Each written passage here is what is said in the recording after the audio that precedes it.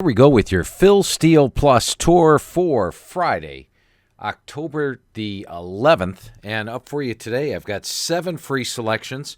Purpose of the tour is, as you know, all Inside the Press Box subscribers get Phil Steele Plus for free.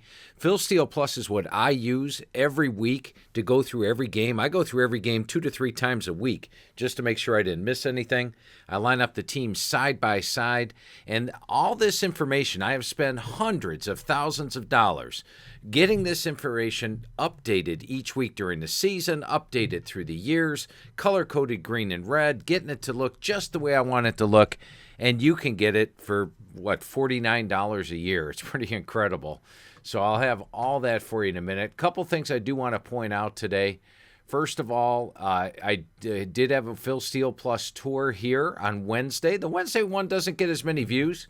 I hadn't been putting in the selections, but I've got some selections in it this week and a lot of interesting things. So do make sure you check out the Phil Steele Plus Wednesday as well as today's Friday. Also, make sure you're subscribed to it. Make sure you give us a like. Tell me what you'd like to see. I noticed down here somebody's looking for me to show the start chart. Well, let's go ahead and show what a start chart is. We've got the start chart. We're updating it weekly. This helps you on the offensive line, shows you who started each week. You can tell the teams. I usually look to the offensive line, and if you see a whole bunch of new names here every week, you could that unit's probably struggling. If you got the same 5 guys starting all season long, that unit's probably doing pretty good. So appreciate that, Evan. Appreciate the request. And that's what you get there. And then also make sure you hit the bell here. That way we let you know whenever the next video is up there. And share it.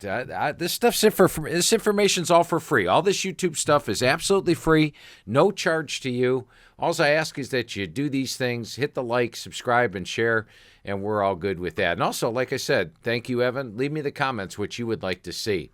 All right, let's take a look as we zip around here. Let me close that screen out. And also, I want to remind you that up on Twitter, I do post all these injuries. I'm looking at injuries all day long. So basically, if there's an injury that happens, it's probably on my Twitter account. I also give you my average game grades. Ohio State, number 1 after the first 6 weeks. The average game grades, let me open up Ohio State just to show you what the average game grades are. They're out here. And what they do is they have no preconceived notion about Ohio State. They just say, okay, any team that gains 469 yards against FAU, 228 yards on defense. It does take into account the strength of opponent. Outgains them by 241, outscores them by 24. That's 107 grade. Has no preconceived notion about Ohio State. This is how Ohio State has played in all their games. As you can tell, they've been dominant. We color code everything green and red. Do you see any red here? Do you see a lot of green? I mean, they're running the ball ridiculously well, stopping the run. Everything is green on this team. So we are looking at definitely an Ohio State team that's playing well. Look at last year. They had a whole bunch of red in here. So much improved Ohio State team. But anyway, they add up the individual game grade, and that's how this comes out. So Ohio State, Wisconsin, Alabama, Oklahoma, LSU, Penn State, Clemson, Georgia, Oregon. And I don't go into a forecast without looking at these average game grades. And we're also going to start doing the last 4 weeks coming up pretty soon. The last 4 weeks have really become relevant now as we get into the season. You can see how the teams are playing down the stretch. All right, let's get to some selections, huh, guys? And we're going to start off with what I'm calling the perfect elixir selection this week. I haven't had one of those before, but it's definitely, I've heard a lot of talk. You know, Michigan only had 10 points last week, and everybody says Michigan's offense is struggling, and it has been. It hasn't looked great. They did put 40 points up against Middle Tennessee, only 24 against Army. But remember, Army held Oklahoma to a season low. The 14 against Wisconsin was not good, and the 10 against Iowa wasn't overwhelming, especially at home. But if you're looking for a perfect elixir, look no further than the Illinois Fighting Illini. And once again, I'm scratching my head. I believe I used a press box play on Nebraska over Illinois a couple weeks back. Nebraska had 690 yards. Nebraska had 299, or excuse me, Illinois had 299. That's a 391-yard difference. Generally, that means you win the game by about 28, 31 points. Excuse me. In this one, because of the turnovers, as you see here, Illinois is +3 in turnovers. Nebraska only won by 4. But look at Illinois' defense against the Big Ten.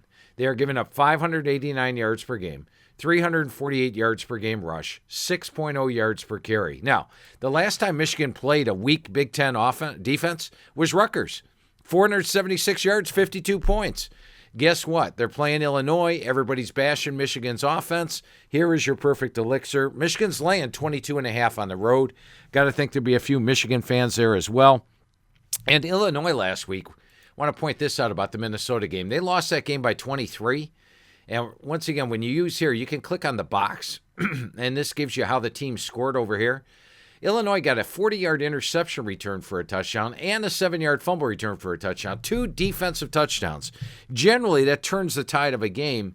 Here, those were their only points. They got outscored 40-3, if not for 2 defensive touchdowns. So I like Michigan minus 22.5.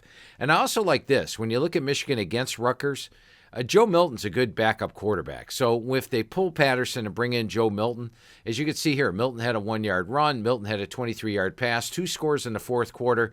Michigan's going to want to keep this offense confident. They're going to want to score and score late. Illinois is the perfect elixir for that. Add it all up. I'm going to say Michigan minus 22.5 over Illinois. Michigan's also taken on a much tougher schedule. They've taken on my number 25 rated schedule. Wisconsin and Iowa are 2 big boys. Army's a pretty good team. Meanwhile, the toughest team Illinois has played all year, Nebraska and Minnesota, haven't really played anybody that tough this year. So tougher schedule. Everything's pointing. Michigan, lay the lumber, and they need to get their offense going. So once they get it going, I don't think they're going to stop. Let's take a look at another one, and this one's becoming one of my favorites now throughout the years, and it's something I picked up on a couple years ago and played it a little last year. Now I'm playing it a lot, and it's just an automatic. And once again, we're going to put the visitor on the left like I always do. Here's the visiting team, and we're going to put the home team on the right. Now, if you look at this game on paper, Western Michigan should win and win big. They're 89.1 average game grade. Their offense averaging 486 yards per game. Miami's a 76.8 game grade. There's no wonder why Western Michigan is a 13-point favorite in this game. But the thing I found about Miami, and there are coaches like this, is that Miami uses these non-conference games, Iowa, Cincinnati, Ohio State. Those are 3 pretty doggone good teams. Well, Chuck Martin uses them as preseason games. He doesn't worry about winning and losing. He's worried about building his team. He's worried about MAC play. And here's a record for you. Chuck Martin in non-conference games, 3-22 straight up. And how about 1-11 against the spread? Look at this. Marshall, Cincinnati, Minnesota, all bad. They get to MAC play, win, close loss, win. Army, they lose. Buffalo, close loss. So they do well in MAC play. And here's the record for you. 17-6 his last 23 MAC games. So he waffles through the non-conference, 3-22, turns the light switch on, 17-6 in MAC games, 8-1 against the spread his last 9 MAC games. Miami's played the tougher schedule as well. As mentioned, Iowa, Ohio State, Cincinnati. Those are 3 very good teams. They did play Michigan State, but that's about it for Western Michigan this year. So Miami's played the much tougher schedule. For Western Michigan, they are playing their 7th game in 7 weeks. Game. And they just played 2 big MAC West games. They played Central Michigan, which, by the way, that final score was misleading. They won 31-15. Look at this. They were outgained 437-432. Out first down 31-22. They were +2 in turnovers. That was really the key to the game. And then last week had their huge showdown match against Toledo. This is the one that might probably determine who wins the MAC West, and they came up short. Now, they lost by 7, but they were down, as you see here, 24-7. They were down 31-17, scored with 7 minutes. Western did get down there late into Toledo territory and got stopped, so they did rally back, but Toledo had their best game of the year with 475 yards. And meanwhile, Miami was at home against Buffalo. Remember, they were an underdog. We used them in press box. I believe we used them on Phil Steele Plus. Not sure if I did or not. But Miami is now fresh off a bye since that Buffalo game. Chuck Martin is 17-6 straight up in MAC games, 8-1 against the spread the last 9. He is poised. He's ready. This game is everything to him. Meanwhile, Western's playing a 7th straight week off 2 big MAC West games. A misleading one here, a loss here. Even though the stats, I mean, if you compare quarterbacks, you're taking Western. If you compare running backs, you're taking Western. You compare receivers, you're taking Western. You look at the two teams defensively, slight edge of Miami, especially with the talent they've played.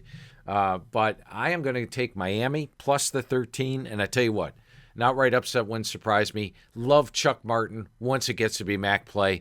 And I love the hidden value is there from getting blown out in these games and then turning the light switch on for MAC play. So your first play, perfect elixir selection is Michigan. Second play, which is the conference non-conference, is Miami of Ohio plus 13. Well, Tom Herman's an underdog this week. Oh yeah, we're going into that well once again. Tom Herman is 14-3 against the spread as an underdog, and this dates back. When you use Phil Steele Plus, by the way, you can go back and let's look at Texas. You can go back and look at Texas all the way back to 2009, color-coded green and red. Everything that you need. These box scores are updated back then. You could tell who scored, when they scored in the games, not just the final score. So you get box scores, all that updates at your fingertips. Who was the leaders each year for Texas?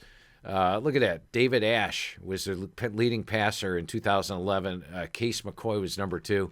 All that stuff is at your fingertips for every team. But other things are there as well. You're wondering, hey, Tom Herman, how did he do at Texas? Let's just go ahead and click on Texas, at Houston, I should say. When Tom Herman was at Houston, you wonder right now, when was Tom Herman at Houston? Well, click on the last 40 years results. And when you do that, you come down to the bottom. Right here gives you the coach and what year.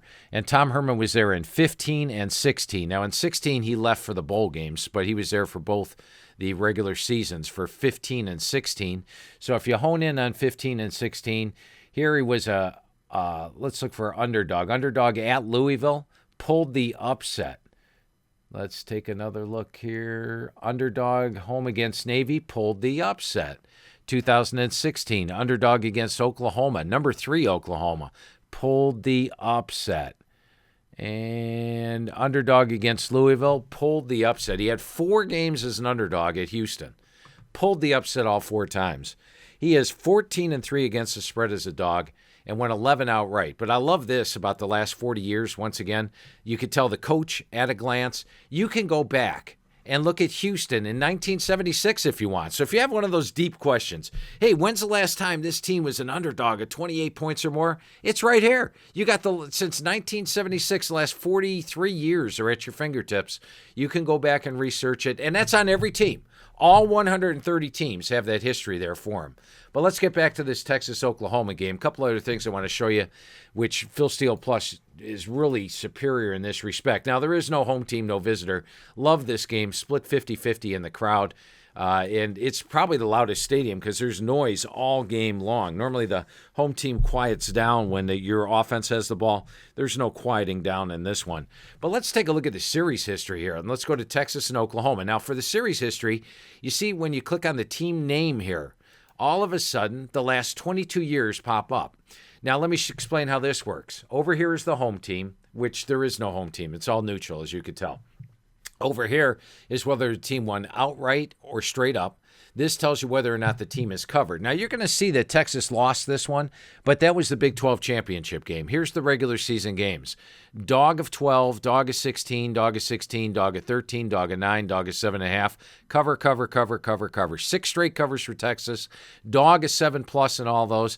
3 times they pulled the outright upset, and each of those 3 times, Oklahoma came in unbeaten. The last 3 times Oklahoma's come into this series unbeaten, Texas is not only covered, but pulled the upset. So that's interesting. This is at your fingertips. Series history points Texas. Tom Herman is an underdog. That points Texas. Back to Houston days, but it's worked here at Houston, at Texas as well. And this was a tough underdog loss here, this LSU game. LSU gets a 61-yard touchdown pass on 3rd down. So they were trying to run out the clock, hit a short pass. Jefferson broke a couple tackles, went the distance. Had he been tackled right here, the final score is 37-31. Texas plus 6.5 covers. Instead, LSU goes for 2, gets it. Texas goes and gets a touchdown and an extra point, loses by 7, and don't get the cover by a half point. But look at this. Texas had a 30-28 first down advantage in that game. So this Texas team that's very good as a dog probably should be 15-2 against the spread. Series history says Texas.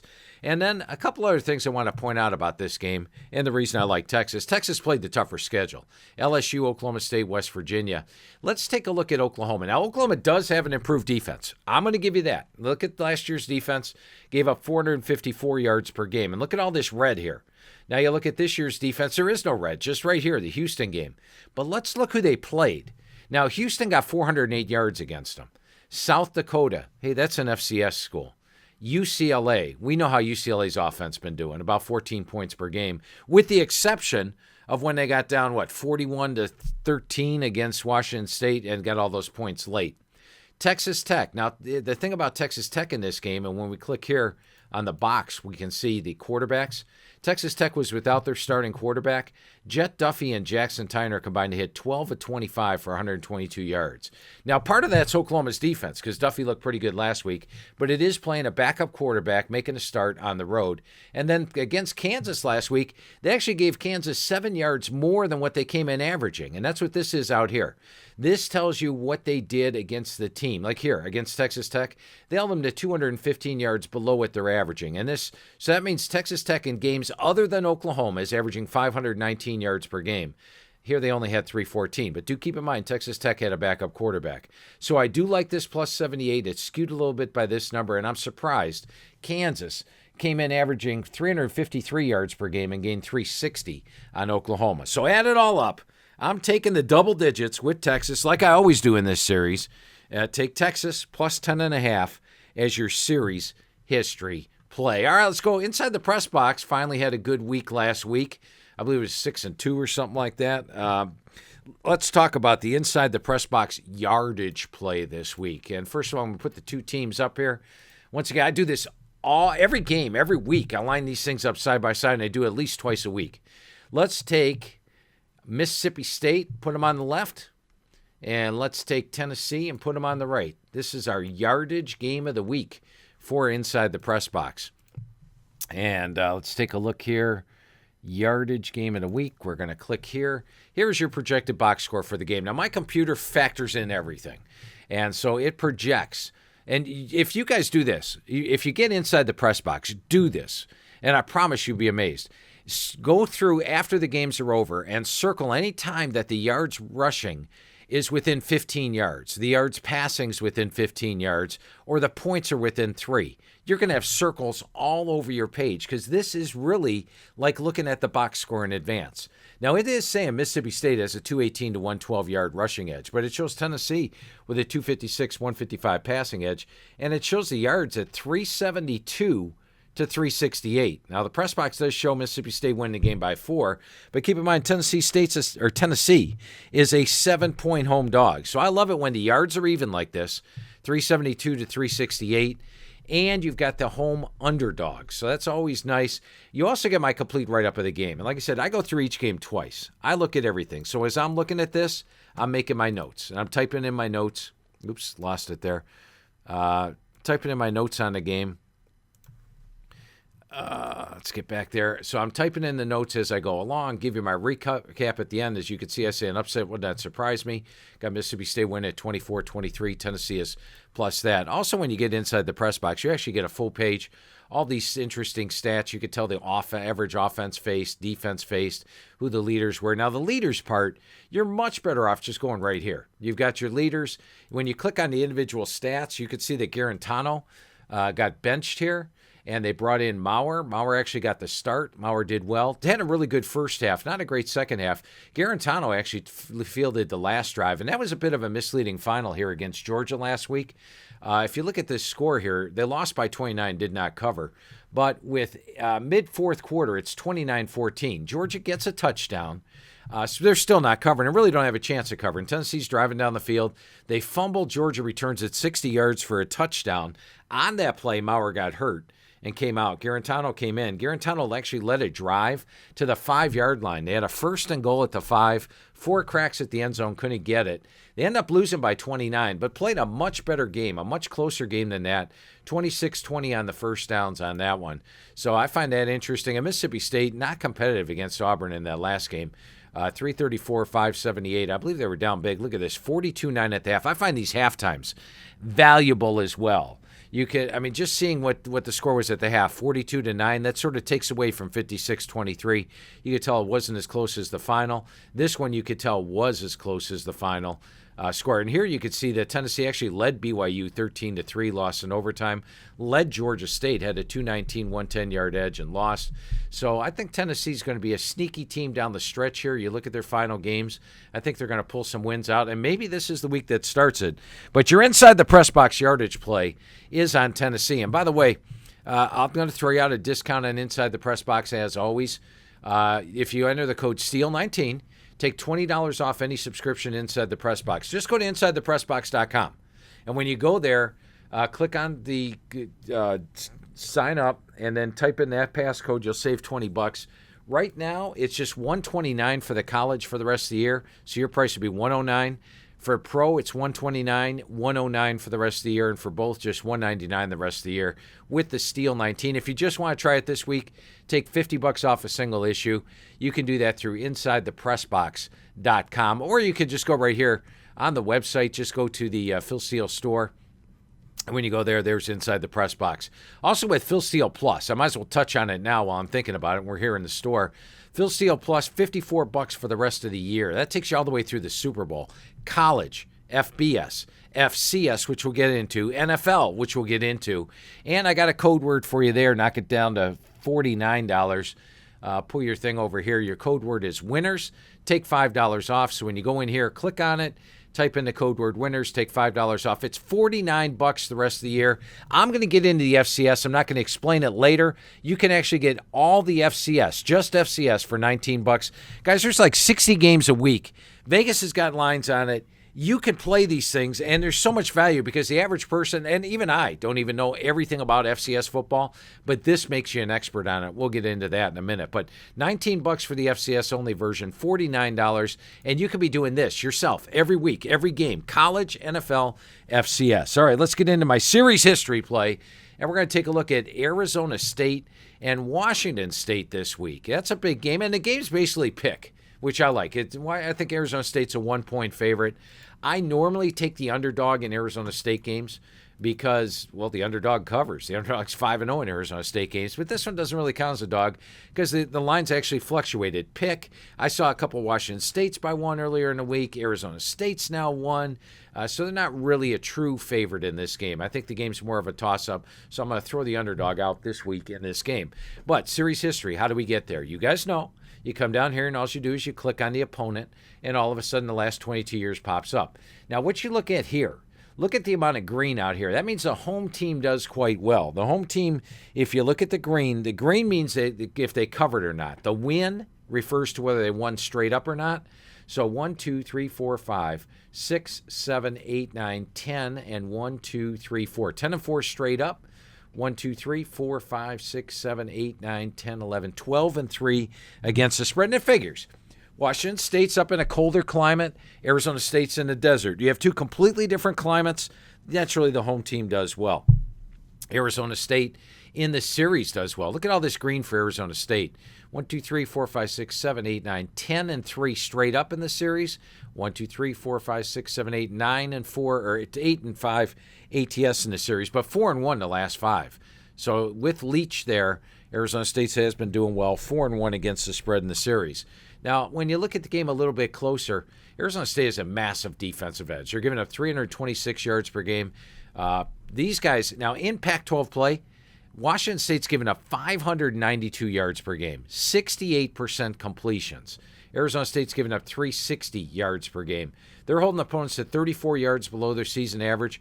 Washington State's allowing their Pac-12 foes 198 yards above their season average. I love this conference, non-conference. It really becomes vital now because some teams have played soft non-conference schedules, and you just throw the non-conference out and see how they're doing in conference play. Huge advantage here for Arizona State. They're getting outgained by 75 yards per game in conference play. They are only -1 yards per game in conference play, despite being 1-1 in Pac-12 play this year. So defensive edge, better balance. This is the guy I expect to get rolling. Eno Benjamin. Let's click on Eno and see how he's been doing. Eno was dynamic last year. Now, as you can see, last week he had 100 yards against a pretty good Cal defense. I like that. It was only a second 100-yard game of the season. Let's go back and take a look. And I do this, once again, Phil Steele Plus gives you all this at your fingertips. Last year, Eno Benjamin, 1,642 yards, 5.5 yards per carry on the season, 16 touchdowns. This year, he's only averaging 3.7. Let's get it on untracked, Eno. I think he does it this week against this Washington State defense that's given up 4.6 yards per carry on the season. So you got the home edge. You got the series edge with Arizona State. Yeah, I like the defense, the better balanced offense. And let's look at the game grades in Pac-12 play. Washington State against Pac-12 teams, 86.3. Arizona State, 92.6. So right there, you are looking at Arizona State by 6.3, factor in a 4-point home edge. That says Arizona State by 10.3. They're only laying 1. Average game grades chimes in. All that says Arizona State, lay the 1. Series history play, Arizona State. All right, let's get to our FCS plays. I only got one for you this week, but I'm going to give you some other ones as well. And I tell you what, you become an instant FCS expert here using Phil Steele Plus. And let's take a look at this week's matchup. And it's the big one of the week. It's a pair of top 5 teams. Villanova is taking on James Madison. Now, granted, Villanova's been banged up the last 2 years, but look at the records. About a 5-6 team, 5-6 team. This year, they're on a roll, and they have played a couple of good teams. Maine's a good team. Towson's a good team. Came out on top in both. So I have been impressed with what Villanova has been doing this year. But I was talking to James Madison's coach from last year, Mike Houston. He said, look out for their defense. Their defense has been playing extremely well. And they almost knocked off West Virginia in the opener. They had 18-13 first down edge on the road. They've blown out their last 5 opponents. Now, they had a tough game against Stony Brook in their last one, but they're back at home. If you look what they did against Villanova last year, this all at your fingertips, guys. They beat Villanova 37-0 last year. What did they do the previous year? They beat Villanova 30-8. Granted, Villanova is banged up, but they also have the fewest amount of returning starters in the CAA this year, and James Madison absolutely loaded. They were my surprise pick, or not really. Well, they probably came into the season number 2, so they wouldn't be a surprise pick. But anybody beating North Dakota State would be amazing. I said, if anybody's going to beat North Dakota State this year, it's James Madison with that defense. And Ben DiNucci here, their quarterback. You guys remember him at Pitt? I remember him playing at Pitt. He had 68% last year, 16-12 ratio. He's got a better ratio this year. So I'm thinking that when you look at James Madison, they are a buzzsaw. And at the average game grades, 85.9. They, despite their unbeaten record, are playing at a 70.4 average game grade. So that says James Madison's 15.5 points better. Factor in the home edge, that's 18.5 points better. James Madison's laying 9.5 here. My computer's got it, James Madison 552 to 309, 41 to 25. Average game grades is 18.57. Add it all up, you have got James Madison minus 9.5 as my FCS play. Now, I got a couple games that just missed out. There was a couple factors that just made me not use them, but I think you guys will appreciate them. Now, James Madison is number 1 in my average game grades. And once again, if you go back to my Twitter, I do post average game grades for the FCS, the top teams. Let's go back and look at all these injuries I post, guys. James Madison, number 1, North Dakota State, number 2. It's close. I like this Sacramento State one. That's a sneaky one. They're not ranked, yet they're number 4. How are they number 4 and not ranked? Let's click on Sacramento State. They lost to Arizona State, but you know what? They only lost by 12. They lost to Fresno State, but they only lost by 14. They beat Eastern Washington by 21. They buried Northern Colorado. They beat Southern Oregon. And, you know, the coaches, they look at last year's record, and you have to do this. My average game grades don't care what you did last year. And if you follow the FCS, last year there were so many teams that had this type of record that even made the playoff. And there were so many teams that had all green here. We're all good, and then finished 500. We've seen a lot of fluctuation in the FCS teams. This is a fluctuation team. Now, it's going to take the coaches poll, and it's going to take the AP poll time to catch up, because everybody still has this in their mind about Sacramento State. But my average game grades doesn't care about last year, cares about how you're playing this year, and it's got them the number 4 team in the country. So keep your eyes on Sacramento State. Under the radar, not ranked. Keep your eyes on these guys this year. But let's take a look. I mentioned my number 1 team, James Madison. Let's go take a look at the other end of the scale. my number 126 team. Yeah, there's 126 teams in the FCS. Valpo is number 126. They were bad last year, but look at these numbers this year. They come up with an average game grade of 20.8. Charleston is not even an FCS school. They lost to Drake. Truman State. I don't know. Is Truman State an FCS school? No, they are not. They must be Division II. Charleston is not an FCS school. They lost to them. Eastern Kentucky blown out. Now they're playing Dayton, and Dayton's laying 21.5 on the road. And Dayton's a team that I've watched them a little bit. As you know, I got the 12 TVs here, and there's been a couple of days where I only have 10 games going on, so I could throw an FCS game on there. Dayton's looked pretty good this year. Defensively, they're not playing tremendous, but the offense, they've got their quarterback back in Jack Cook. He had a 20-2 ratio last year. Look at how they're running the football, 5.5 yards per carry. Valpo can't run the ball. Valpo can't pass the ball. They have a clear offensive edge. What made this not a play is right here. The head coach of Valpo this year was the defensive coordinator for Dayton last year. And we see their defense, it's pretty... It has dropped off a little. He knows the personnel. That's the only thing they got going for him. But I'm looking to play against Valpo. This is Division II team blown out. Division II team, very weak schedule. And the average game grades have Dayton winning this by 49.9 to 20.8. So basically by 26 points. And my computer's got Dayton winning this thing 47 to 17. Two other ones to look at, Harvard and Cornell. And let's take, I love Ivy. Ivy, you know, back in 1982, 83, and 84, these were actually line games on the main board, the Ivy games. I used to have an Ivy play of the week in my weekly newsletter that I put out. So I enjoy the fact that I get to look at the Ivy League once again. And this is just a dominant Harvard team we're looking at. San Diego's a very good team. They lost to them on the road by 8, but they're a very good team this year. They beat Brown 42-7. They beat Howard 62-17. Last year they dominated teams, but this Cornell team actually upset them last year. So I got to think they outgained them last year, out first down them last year. Somehow lost that game on the road. Now they get them at home. They're playing with real revenge. They lost to Yale 27-16. Harvard last year beat Yale 45-27. Harvard's one of my favorites to win the Ivy League this year. To me, the price is rather cheap at 14.5. My computer's got it 34.11. Playing with revenge, average game grades. Do only have them by about 11 in this one, but I was leaning a little bit with Harvard. The average game grades is probably the thing that kept me off. And the last one we'll look at, by the way, this is Harvard. This is 2019, 18, 17, 16, 15, 14. You can go all the way back to 2010. If you want to see how the how the individual players performed, look at Tom Stewart last year, 14-1 ratio. Here's how they performed last year in each of their games. So Stewart against Cornell struggled, 7-23 for 100 yards. I think they'll have a better game this year. But you can go all the way back in the FCS and get all that. Take a look at Austin Peay against Southeast Missouri State. Austin Peay's a home dog. My computer's saying Austin Peay should win the game outright, so that got me looking at them. Excuse the coughing there. Sorry about that, guys. Southeast Missouri State. Blown out by Missouri. That's not bad. They've got their wins here. They're playing to an average game grade of 62. Austin Peay playing to an average game grade of 67.5. So that got my attention. They're home underdog. Plus 2.5. Computer says they're going to win. Average game grade says they're going to win. Looking at this, I didn't come up with anything overpowering that said Austin Peay. That's why it's not an official play. But when you got this going for you, that's the average game grade says they should win by 8.5. You got my computer saying they should win by 6, and they're a 2.5-point dog. I think you should look at Austin Peay.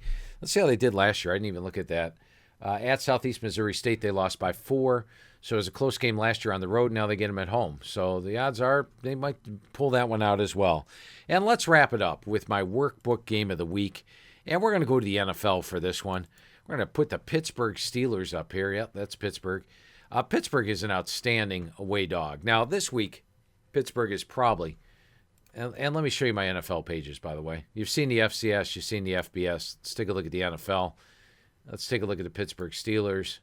You can go back and look at all this red, green, individual player stats. It's all there. Every NFL team, average game grades. See if we got the individual player stats updated. No, it's not updated, but last week, for Pittsburgh. Their quarterback came in. Devlin Hodges hit 7 of 9 passes. It says 128%. The number's off. Todd will get that corrected. But did come in, got some action against Baltimore last week. And you're probably wondering, who the heck is Devlin Hodges? Well, let's go to the FCS team page. He played for Samford. Okay. You're a fantasy football guy and you're trying to find out. Let's go back and look at Samford, see what the heck happened here last year. Devin Hodges threw for 4,265 yards at Samford. Did have a 32-16 ratio. Had some big games, 562. As you can tell, he threw for a bunch of yards in a bunch of games last year. I believe he's thrown, Devin Hodges, in his career, threw for over 14,000 yards. Last year, he won basically the Heisman Award for the FCS. So he's a decent quarterback. As we saw last week, the last 2 weeks, they brought Mason Rudolph in. Didn't have a big difference on offense. It goes back to the quarterback injury system, perhaps. Quarterback injury system says you bring in a backup quarterback, you do well. I've proven that in past Phil Steele Plus tapes the last couple of weeks. But look how Pittsburgh does as a dog. And once again, we'll go to the workbook page for this. And Pittsburgh as an away dog, 4-0, 1-0. So the last 3 years, they are 5-0, and then they won at San Francisco with the quarterback injury system, 6-0. And let's see, go back to 2015. That's away favorite, away dog, 7-0. They've covered their last 7 as an away dog. How about that for the Pittsburgh Steelers? And look who they played. They played the New England Patriots, Seattle, who's one of the best teams in the NFL, San Francisco on the road, one of the best teams in the NFL, and Baltimore, a really good team, and only lost to them by 3 in overtime. They beat Cincinnati. So they've played a brutal schedule this year. They only lost to San Francisco by 4. And here at the Chargers, they're getting 7. And the other thing I want to show you is the Chargers. Now, as you know, the Chargers playing. Oh, here's our workbook code, by the way. If you go to Phil Steele Plus or Phil Steele Store, type in the code word SAVE 5PS. The workbook is $40.70. You could save $5, bring it down to $35.70. And when you get the workbook, you get all these angles on every team, college and pro. Look at all these angles straight against the line side, and here's your total. And all this is information. But look at them as a home favorite. 2-5 last year as a home favorite. And this year, the Chargers, playing in that soccer stadium, are 0-3. So they're 2-8 as a home favorite. 2-8 as a home favorite. And when you get the notebook, let me see if I got New England here. Yeah. Here is New England. You get all these last years. Now you get that on the website as well. But the annual leaders, the head coach, the angles, and this I like because you could fill it in as the season goes on, see how the team is doing this year. So if we look at the Chargers at home, let's go take a look at the Chargers at home this year, playing in the soccer stadium. Now they're usually, the opponent fans usually outnumber them. Pittsburgh's got the best damn traveling fans in football. So Pittsburgh's going to have the home edge here. I like that. You're laying 3 automatically, or an extra 3 points because the Chargers are at home. Pittsburgh will have the crowd edge in this game. And the Chargers lost to Denver at home, lost to Houston at home, laying 6.5, beat Indianapolis by 6 at home. So they are 2-8 against the spread as a home favorite. They are 7-0 as an away dog. Pittsburgh is going to have the crowd edge, and you got the quarterback injury system all working in your favor. Plus the Chargers somewhat of a banged up team here. You got a lot of advantages, all pointing in the way of Pittsburgh. By the way, Pittsburgh's defense has 8 first-round draft picks on it. They've recorded 20 sacks so far this year, 12 takeaways. I think they might be getting after Phillip Rivers. As you see, Rivers got sacked 5 times here and 4 here, and those were at home. Once again, they've got the crowd noise working against them. So there you go, another fun-filled Phil Steele Plus. 7 selections for you. The NFL workbook game is Pittsburgh. The other ones I gave it, James Madison, the FCS play, series history, Arizona State, inside the press box yardage play, Tennessee, Texas plus 10.5 series history, Miami's the conference, non-conference, and Michigan, the perfect elixir. Let's hope we have a big weekend, guys. Enjoy your football. Lots of big games this week. I'll be back with you Wednesday with your next Phil Steele Plus tour.